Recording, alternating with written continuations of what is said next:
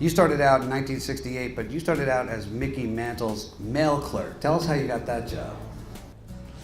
Well, it all began with a letter that I sent to the Yankees PR director.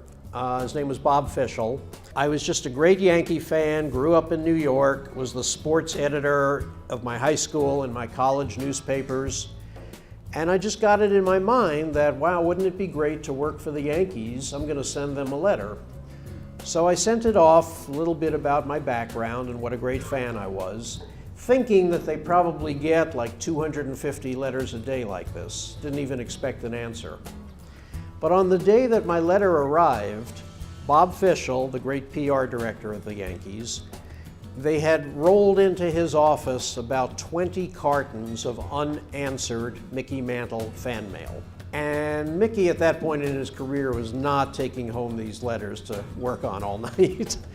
And Bob knew that every one of these letters that didn't get a response was probably going to wind up being a Mets fan. So he said, if we could get a kid in here to answer these letters, we'd be doing the team a good service. So my letter arrives, he's sitting there looking at these boxes, and it came together.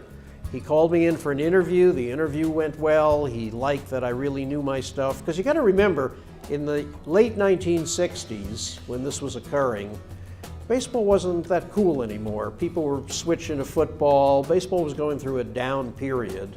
And people my age, college age in the 60s, were not sticking with baseball and becoming big baseball fans.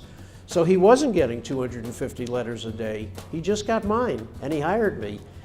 And I wind up being Mickey Mantle's fan mail clerk and becoming a great friend of Mickey's. I'd always save up some letters that I had to go over with him in person, get some quality time.